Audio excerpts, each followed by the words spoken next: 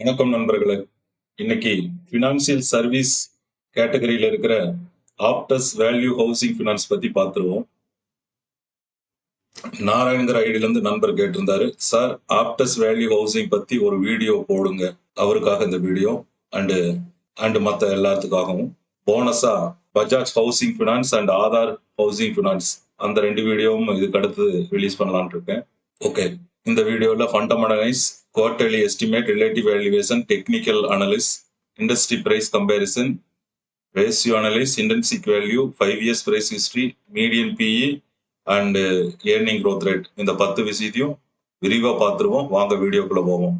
கடைசி வரைக்கும் ஸ்கிப் பண்ணாம பாருங்க. Market cap 9,959 crore, face value ₹2, dividend yield 2.28%, 52 week high ₹364, 52 week ஹையில இருந்து 45% டவுன்ல ட்ரேட் ஆயிட்டு இருக்கு. 52 வீக் லோ ₹197. இப்ப ரீசெண்டா 52 வீக் லோ கிட்டத்தான் ட்ரேட் ஆயிட்டு இருக்குது. 1% தான் அதிகம். Annual volatility 60%, daily volatility 4% and earning yield 8.9%. Next share holding pattern பார்த்துருவோம். ப்ரொமோட்டர் 24% ஹோல்டிங் வச்சிருக்காங்க, பிளட்ஜ் எதுவும் கிடையாது. Foreign institutional investor 33% holding and domestic institutional investor 27% holding and public 16% holding வச்சிருக்காங்க. Next top line growth. Last இயர்ல அவங்க கொடுத்த sales 1,750 கோடி.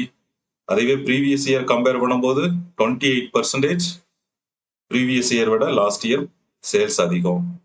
அதுவே லாஸ்ட் 5 இயர்ஸ் ஆவரேஜ் கூட கம்பேர் பண்ணும்போது 54% அதிகம் அண்ட் லாஸ்ட் 3 இயர்ஸ் ஆவரேஜ் கூட கம்பேர் பண்ணும்போது 25% அண்ட் லாஸ்ட் 2 இயர்ஸ் ஆவரேஜ் கூட கம்பேர் பண்ணும்போது 12% அதிகமான சேல்ஸ் கொடுத்துருக்காங்க. ஓவராலா டாப் லைன் growth நல்லா இருக்கு. அண்ட் பாட்டம் லைன் growth பொறுத்த அளவுக்கு லாஸ்ட் இயர் அவங்க கொடுத்த நெட் ப்ராஃபிட் 751 கோடி.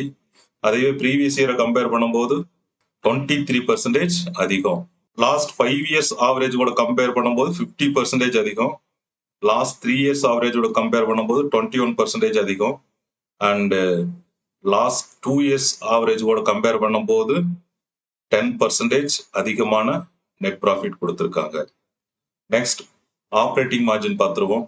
ஆப்ரேட்டிங் மார்ஜினை பொறுத்தளவுக்கு last 5 years average 55%, last 3 years average 55 and last 2 years average 54. ஓவராலா 54% மேல வச்சிருக்காங்க. நெக்ஸ்ட் குவார்டர்லி எஸ்டிமேட் பார்த்துருவோம். நம்ம கால்குலேஷன் பிரகாரம் மினிமம் எஸ்டிமேட் 125 கோடி. Q2ல அவங்க கொடுத்த ரிப்போர்ட் 227 கோடி, Q3ல அவங்க கொடுத்த ரிப்போர்ட் 236 கோடி. நம்ம குவார்டர்லி எஸ்டிமேட்டை Q2வும் Q3யும் பீட் பண்ணிருச்சு. குவார்டர்லி எஸ்டிமேட்டுக்கும் Q2க்கும் கம்பேர் பண்ணும்போது 82% அதிகம் அண்ட் குவார்டர்லி எஸ்டிமேட்டு Q3க்கும் கம்பேர் பண்ணும்போது 89% அதிகம்.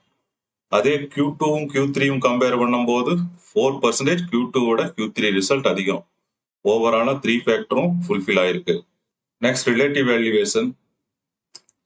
ஆப்டஸ் வேல்யூ ஹவுசிங் கம்பேர் பண்ண Aadhar housing, Can Fin Home and PNB housing finance, Bajaj housing finance இந்த 4 கம்பெனி எடுத்திருக்கோம். மீடியன் பிஇ 15, இவங்களது 11ல ட்ரேட் ஆயிட்டு இருக்குது. மீடியன் விட 4x கம்மியா ட்ரேட் ஆயிட்டு இருக்கு. Next price to book median 2, இவங்களும் அதே 2ல தான் ட்ரேட் ஆயிட்டு இருக்கு. டெப்ட் டு ஈக்விட்டி மீடியன் 3.8, இவங்களது 1.6 தான் இருக்கு. மீடியனோட கம்மியான டெப்ட் வச்சிருக்காங்க. நெக்ஸ்ட் எபிட்டா மார்ஜின் மீடியன் 88, இவங்க 87 வச்சிருக்காங்க. மீடியனை விட 1% கம்மி. And net profit margin median 28, இவங்க 43, மீடியனை விட 14% அதிகம். ரிட்டர்ன் ஆன் ஈக்விட்டி மீடியன் 14, இவங்க 17 வச்சிருக்கிறாங்க, மீடியனோட 3% அதிகம். And return on capital employed median 46, இவங்க 35 வச்சிருக்காங்க, மீடியனை விட 10% கம்மி. அண்ட் டிவிடெண்ட் yield மீடியன் 1%, இவங்க 2% கொடுக்குறாங்க, மீடியனோட 1% அதிகமாகவே டிவிடெண்ட் கொடுக்குறாங்க. ஓவராலா மீடியன் கம்பேர் பண்ணும்போது ROCE return on capital employed மட்டும்தான் இவங்க ரேஷியோ கம்மியா இருக்குது. மீடியனை விட 10% கம்மியா இருக்குது. மற்றது எல்லாமே நல்லா இருக்கு. Next operating margin. மீடியன் 37, இவங்க 53 வச்சிருக்காங்க. மீடியனை விட 17% அதிகமான ஆப்ரேட்டிங் மார்ஜின்.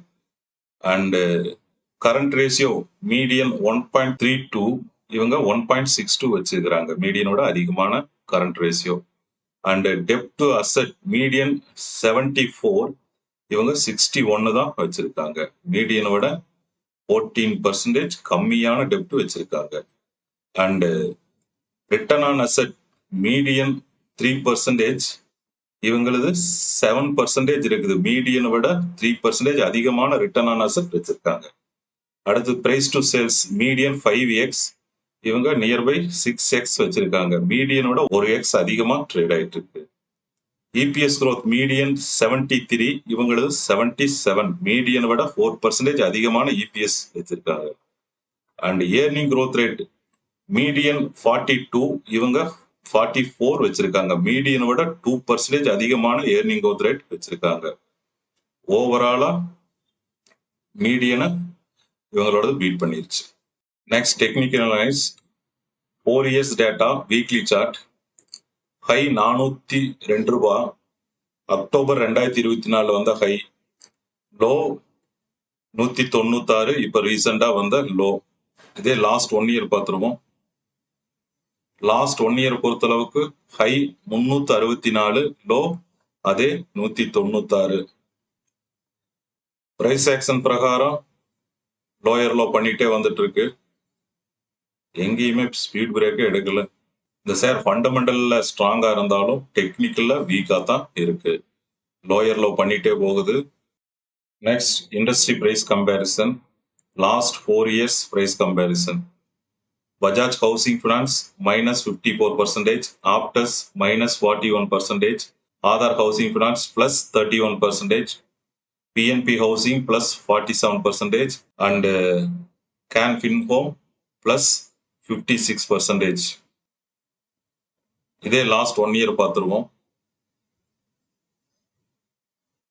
லாஸ்ட் 1 year பொறுத்தளவுக்கு Bajaj housing finance -40%, Aptus -33%, PNB housing -9%, Aadhar housing finance +8%, Can Fin Home +23%. ஓவராலா லாஸ்ட் 4 year ஆகட்டும், லாஸ்ட் 1 year ஆகட்டும், ஆப்டஸ் மைனஸ்ல தான் ட்ரேட் ஆயிட்டு இருக்கு. நெக்ஸ்ட் ரேஷியோ அனலைஸ் பார்த்துருவோம். ப்ராஃபிட்டபிலிட்டி ரேஷியோ பொறுத்தளவுக்கு எல்லாமே பாசிட்டிவ்ல தான் இருக்குது. EBITDA margin 87, net profit margin 43, return on equity 17%, and return on capital employed 35%. எல்லா ப்ராஃபிட்டபிலிட்டி ரேஷியோ பாசிட்டிவ்ல இருக்கு. And financial health ratios, asset and லைபிலிட்டியை ரிவீல் பண்ற ரேஷியோஸ். டெப்ட் டு ஈக்விட்டி 1.6, இண்டஸ்ட்ரி மீடியனை விட 0.6 அதிகமா இருக்கு. அண்ட் கரண்ட் ரேஷியோ 1.62, இண்டஸ்ட்ரி மீடியனை விட அதிகமா இருக்குது. இது positive. And interest covering ratio 2.8, இதுவும் பாசிட்டிவா இருக்குது. இண்டஸ்ட்ரி மீடியன் 1.5, இது 2.8 இருக்குது, இதுவும் positive. And dept to asset 62%, industry median 30 கீழே இருக்கணும், இது 62 இருக்கு. And return on asset industry median 10, இங்க வந்து 7 தான் இருக்கு. இண்டஸ்ட்ரி மீடியனை விட 3% கம்மியா இருக்குது ரிட்டர்ன் ஆன் அசெட். ஓவராலா பினான்சியல் ஹெல்த் பொறுத்தளவுக்கு மீடியம் தான். டெப்ட் கொஞ்சம் அதிகமா இருக்கு, அண்ட் ரிட்டர்ன் ஆன் அசெட் கம்மியா இருக்குது. மற்றபடி current ratio positive, interest covering ratio positive. Next valuation ratio பார்த்துருவோம். Price to sales 6x over valued, and price to book 2x under valued. Enterprise value to EBITDA கிட்டத்தட்ட 11x 10x கீழே இருக்கும்போது under valued அல்லது average. இவங்க 11ங்கிறது 1% அதிகம், அதனால over வேல்யூன்னு சொல்லிடலாம். PEG ratio 0.4 under valued. ஓவராலா வேல்யூவேஷன் ரேஷியோ பொறுத்தளவுக்கு 50-50. Profitability ratio, financial health ratio and valuation ratio, இந்த 3 ரேஷியோவும் கம்பேர் பண்ணும்போது அவுட் ஆஃப் 10 ஸ்கோருக்கு 7 ஸ்கோர் வாங்கியிருக்குது, positive. Next 4 years price history பார்த்துருவோம். High 390, low 198. இதனோட ஆவரேஜ் 294. ஆவரேஜ் பிரைஸுக்கும் கரண்ட் மார்க்கெட் பிரைஸ்க்கும் கம்பேர் பண்ணும்போது ஆவரேஜ் பிரைஸோட கரண்ட் மார்க்கெட் பிரைஸ் 32% டவுன்ல ட்ரேட் ஆயிட்டு இருக்கு. நெக்ஸ்ட் ஐவி அண்ட் ஐஎம்பி பார்த்துருவோம். இன்ட்ரென்சிக் வேல்யூ மைனஸ்ல இருக்கு. Implied market price 282. ஐவி மைனஸ்ல இருக்கிறதுனால ஐவி நாம் எடுத்துக்க போறது இல்லை. இம்ப்ளைட் மார்க்கெட் பிரைஸ் மட்டும் நாம் எடுத்துக்க போறோம். Implied market price 282. இதுல இருந்து மார்ஜின் ஆஃப் சேஃப்டி 9% கழிக்க நம்மளுக்கு கிடைக்கக்கூடிய பையிங் பிரைஸ் 257. பையிங் பிரைஸ்ல இருந்து கரண்ட் மார்க்கெட் பிரைஸ் கம்பேர் பண்ணும்போது பையிங் பிரைஸ் விட கரண்ட் மார்க்கெட் பிரைஸ் 23% கம்மியா ட்ரேட் ஆயிட்டு இருக்கு. அதனால இங்க கேட்டகரைஸ் ஆனது வெரி அண்டர் வேல்யூன்னு கேட்டகரைஸ் ஆயிருக்குது. அதே ஆவரேஜ் ஐவிக்கும் ஆவரேஜ் பிரைஸுக்கும் கம்பேர் பண்ணும்போது நம்மளுக்கு கிடைக்கக்கூடிய அட்ஜஸ்டட் ஐவி 288. அட்ஜஸ்டட் ஐவியை கரண்ட் மார்க்கெட் பிரைஸோட கம்பேர் பண்ணும்போது அட்ஜஸ்டட் ஐவியை விட கரண்ட் மார்க்கெட் பிரைஸ் 31% கம்மியா ட்ரேட் ஆயிட்டு இருக்கு. நெக்ஸ்ட் இபிஎஸ் growth பார்த்துருவோம். Last 4 years average EPS 10, current EPS 17. Average EPS விட கரண்ட் இபிஎஸ் 77% அதிகமா இருக்கு. நெக்ஸ்ட் பிஇ growth பார்த்துருவோம். Average 4 years PE 28.23, current PE 11.22. Average PE விட கரண்ட் பிஇ 60% கம்மியா ட்ரேட் ஆயிட்டு இருக்குது. அதே சமயம் கரண்ட் பிஇக்கும் இண்டஸ்ட்ரி பிஇக்கும் கம்பேர் பண்ணும்போது இண்டஸ்ட்ரி பிஇ விட கரண்ட் பிஇ 10% கம்மியா ட்ரேட் ஆயிட்டு இருக்கு. நெக்ஸ்ட் ஏர்னிங் growth ரேட் பார்த்துருவோம். EPS growth 77% and income growth 10%. இதனோட average earning growth rate 44% earning growth rate காட்டுது. Okay, thank you. உங்களுக்கு இந்த வீடியோ பிடிச்சிருந்தா லைக் பண்ணுங்க, ஷேர் பண்ணுங்க அண்ட் சப்ஸ்கிரைப் பண்ணுங்க. ஒன்ஸ் அகைன் தேங்க்யூ நண்பர்களே.